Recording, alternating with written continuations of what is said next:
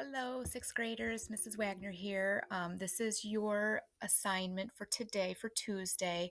You have this new lesson. This is the last lesson of our water cycle unit. So this is lesson 6. There's this, you're watching the video right now, so hopefully you figured this all out. I'm going to go through the lesson and how to fill out all your slides. And when it gets to Google Classroom assignment down here, that will be a different video for tomorrow. Okay, so don't worry about doing the Google Classroom assignment today. I will have another video for you going over that assignment with you and doing that assignment with you tomorrow. So we'll get to slides 11 and 12 tomorrow. Okay, so this is finding successful solutions. And if you recall, the reason we kind of looked at this water cycle unit and learned all the things that we did was we had to find a solution on what to do with the land. We had to help the planning committee. They hired us to figure out a couple of things about the land and what to do with the land. Okay, so we're going to go through a process using what's called criteria and constraints on how to solve a problem. Okay, and I'm going to use the scenario of this pizza place. So this is just an example of how to use criteria and constraints, because that's what we're going to use when we figure out what to do with the land. Okay, so it says that my rich uncle is so impressed with the work you are doing for the Planning Commission, he wants to treat our class to pizza from any restaurant that will deliver to the school. As a class, we just need to pick the best pizza restaurant that will deliver to our school during our lunch period. So, what is it exactly is the problem we need to solve? Okay, think about we're going to order pizza from a place during our lunchtime. Our lunchtime is 10:15. So maybe that's a problem we have to solve because we have an early lunch time. And are their restaurants open? Do they serve pizza? Do they have all the toppings that as a class we would want? Now, my uncle's rich, so we might be able to order a bunch of different pizzas according to what people like on the pizza. Maybe we want to order pizzas that have flavored crusts, and everybody likes a different flavored crust. So we would need to find a place that serves pizza with a bunch of different flavored crusts. Okay? So we would come up with some criteria, and we also possibly need to think about restaurants that deliver during our lunchtime. Okay, so what's the problem that we have to solve? And that's what you're going to put in the parentheses here. Here are some questions that might help us figure out how to go about the problem. How would we know if we identified a successful solution or not? What is the difference between constraints and criteria? So it says see video. This is the video. You're watching the video right now that's going over what a difference between a constraint and criteria are. So I'm going to explain that right now. Criteria. These are the things that we would hope our solution has. What are the things we would hope the pizza place has? And we would rate the criteria. So one of the things we might hope that the pizza place has is flavored crusts. And the more flavored crusts, the better. So if it has a lot of flavored crusts, a lot of different flavored crusts, like garlic and Parmesan and poppy seed or whatever, everything but the bagel seasoning pizza crust, if it has more flavored crusts, the better, the higher rating we would give it. If it has many different toppings, then we wouldn't give it a higher rating. Maybe we want a very crispy crust. And the crispier crust, the better. So we would give it a higher rating if it has super crispy crust. We want the pizza to be hot. So the hotter the pizza, the higher the rating we would give it. Now, if it doesn't have all the crust flavors we want, it wouldn't prevent us from using that particular pizza place, but we would give it a higher rating. Those are criteria. Let me give you another example. My daughter is in the process of buying a new car, and her criteria might be mileage. The lower miles on the car, the higher she would rate the car. If it has 150,000 miles on the car, she might give it a lower rating. But if it has 45,000 miles on the car, she would score it higher. Her criteria is mileage. Another criteria might be, um, let's say, like a rear view camera and the dashboard, and if she can hook it up to her phone and have like Apple CarPlay. So let's say it has a rear view camera, but it's kind of fuzzy, it's a little bit older. Rear view camera, she could see, but not great. She might give it a lower rating. If it's a nice rear view camera, she can see it clear, see behind her clearly, then she might give it a higher rating. Like, this is a great dashboard. I can plug my phone in. It's got a rear view camera. I'm going to give this car a higher rating. Year that the car is made. So if the car is 2018 or newer, she might give it a higher rating. If it's 2011 to through 2015, she might give it a lower rating. 2015 to 2018 might be a medium rating. Okay, so the newer the car, the higher the rating. Now, a 2015 year car might not prevent her from buying the car if it's a good cost, if it has a lot of bells and whistles, then that might push that particular option higher for her. But she might rate the year of the car a little bit lower if it's an older car. Okay, so she can rate the car based on how new the car is. That might be a criteria. All the bells and whistles, leather seats, power this, power that, power seats, power windows. If it has more bells and whistles, she might rate the car higher. Okay. If it's a super clean car, so cleanliness might be a criteria. So she might rate the car higher based on its cleanliness.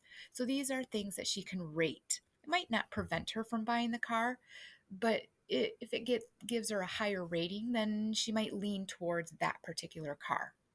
Constraints are yeses and nos. So that would be budget. If it's above her budget, then it's a no. That's a constraint. That would prevent her right out from buying that car. So let's say her budget is $250 a month and the car comes out to be $350 a month. That's a no. So that right away is going to prevent her from buying that particular car. It may have a high rating on all of her criteria, but it doesn't meet the constraint budget. So that prevents her. It's not going to be a successful solution because it does not meet the constraint. So budget. She could maybe say mileage is a constraint. Even though she's rating the mileage, she might say, my constraint is mileage. If it's over 100,000 miles, I'm not buying the car. Because she knows above a certain amount of mileage is going to require some more mechanical issues or taking it to a mechanic to get fixed more often. The older the car, the more mileage a car has, the more wear it has on the car. So she might say, this car has 150,000 miles. That's a no. That's a constraint. I'm not going to buy this car. It may have a great rear view camera. It might be within the budget. It might have all the bells and whistles, but it's over 100,000 miles. So it gets a no on the constraint, and I'm not going to buy this car. So that X's out that car. Okay, so criteria are things we can rate, constraints are things that we say yes or no to, and that might prevent that particular solution. So let's take a look at our pizza place. Well, let's go back up. Number 3, how could criteria and constraints help us solve the problem?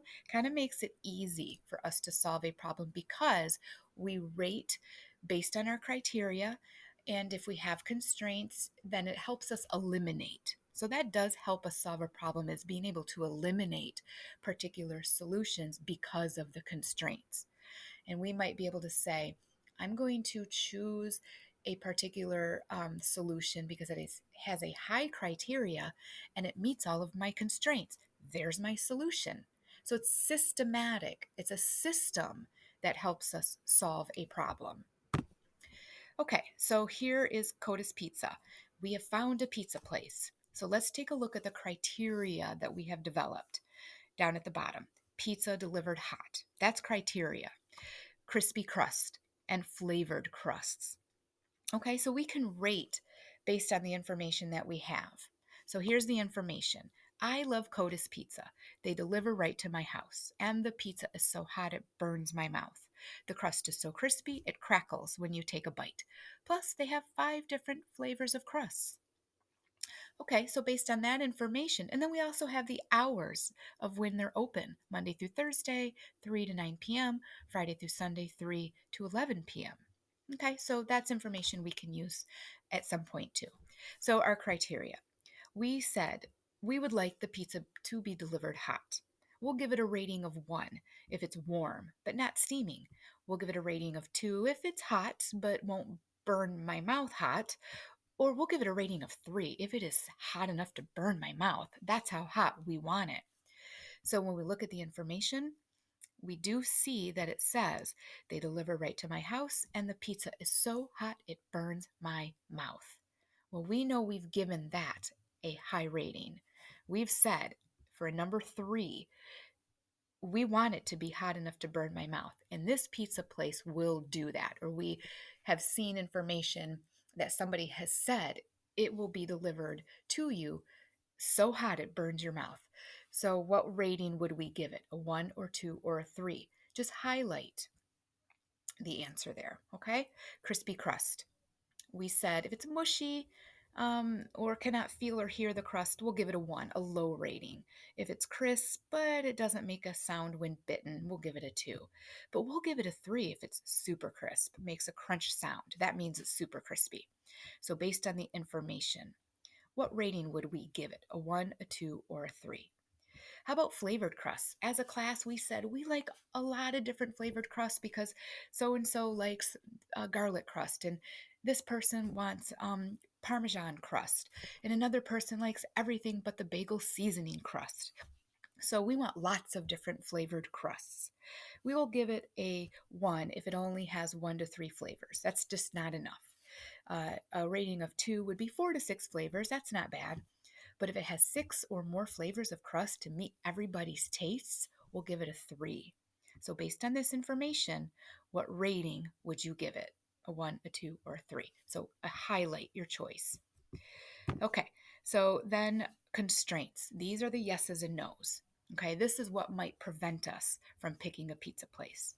Okay, so it has to serve pizza. That's constraint number 1. It has to be able to be delivered. Constraint number 2, and it has to be open during lunchtime. Constraint number 3. Okay, so the information up here. Does it serve pizza? So put an X in either the yes or the no for that constraint. Does it deliver? Put an X either on the yes or the no if it delivers. How about open during lunchtime? Does it deliver during our lunch period, which is 10:15? Put an X if it does on the yes, put an X if it does not on the no. Okay? So could CODIS be a successful solution? Now, if all of the yeses, if in our constraints we have said yes to every single one, it does meet the all the constraints. It is a successful solution. The ratings are important, but it doesn't prevent us from picking that particular pizza place. However, the constraint might. So if it doesn't deliver, we cannot pick this. If it doesn't serve pizza, we can't pick that either. If it's not open during our lunchtime, but it meets everything else, unfortunately, we wouldn't be able to pick this pizza place because we can't get it delivered during the time that we need it. So are there any no's? And if so, then this is not going to be a successful solution. Okay? All right. So now we have the land. So let's talk about the options and solutions for the land. It's time to decide what the land should be. So here's the review of what the challenge was. A planning committee has hired us to figure out what is causing the stream to flood.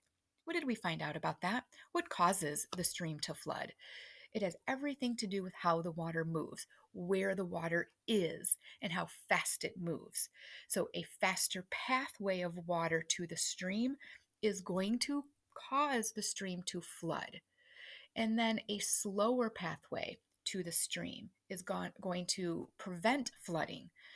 All right. And removing water from the surface. So by allowing water to evaporate, or water moving through plants would cause water to go into the atmosphere and leave the surface, that would help with the flooding of the water. So we found out a lot about what causes the water to flood. So you're just going to type in what we've learned about how water moves and how water gets into the stream, either in a slow way or a fast way.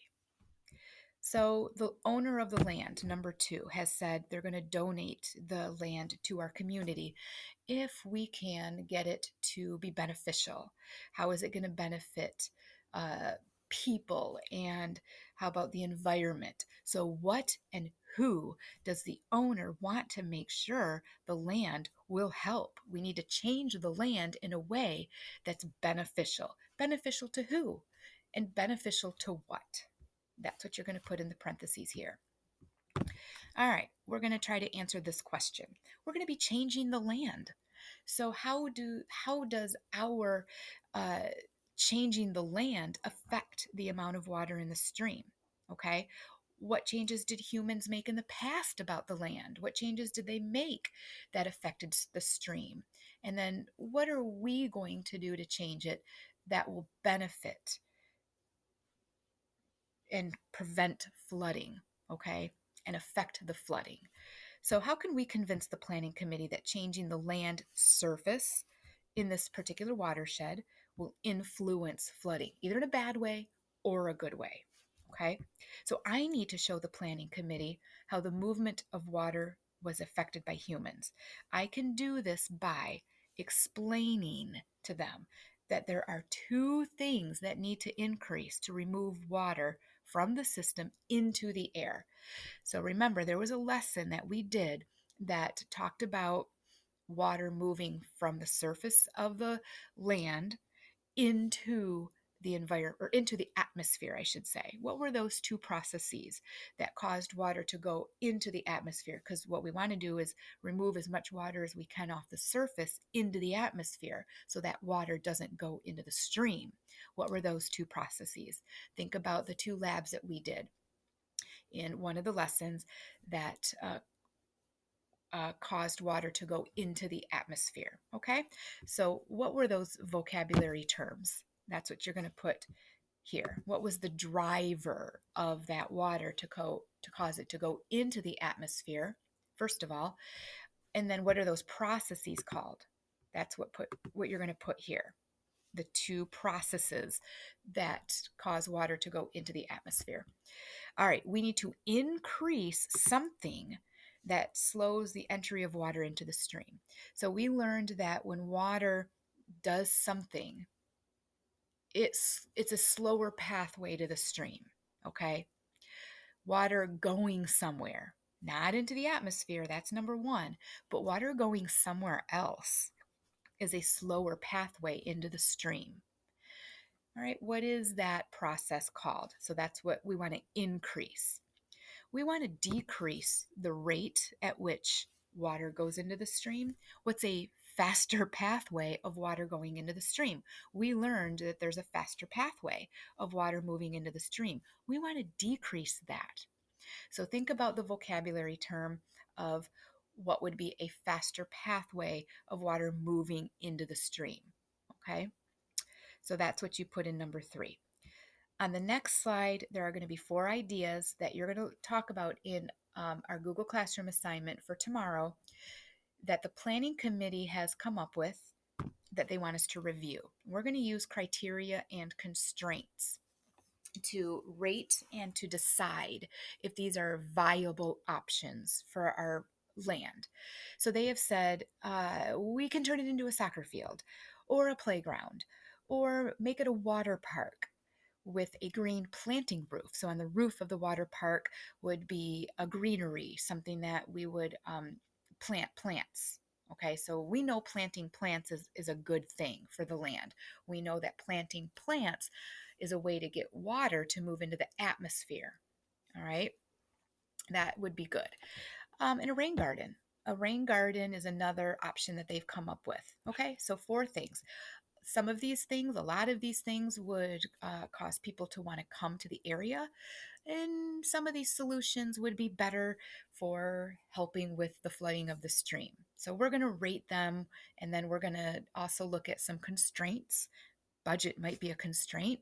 It's going to cost money to turn the land into one of these things. Yes, the owner is donating the land, but we have to then turn the land into something else, and that's going to cost money. So budget might be a constraint. How much is this going to cost? Okay, so in the next lesson, this is not something that you're going to do today on Tuesday.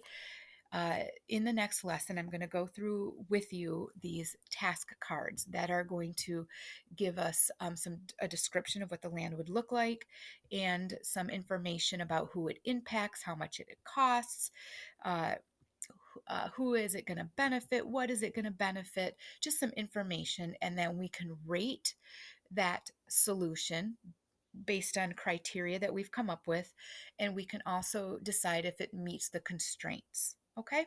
If it does not meet the constraints, then this is not going to be an option that we can use. We'll have to tell the planning committee this does not meet the constraint. This is not an option that you're going to be able to use. Okay? So we'll go through these task cards tomorrow. There will be 4 of them. Okay? All right. And then, so the final slide, like I said, slides 11 and 12, we will work on in a different lesson. Okay. So you just need to fill out slides, let's see, number 3, 4, 5, 6, 7, and 8 today based on this video. And then slides 10 through 12 we'll look at tomorrow, which will be a Google Classroom assignment. And then lesson 12 will come back to this based on the criteria and constraint lists and what we found out and how we rated it, what is going to be the best idea or solution according to those lists. All right. Have a great day.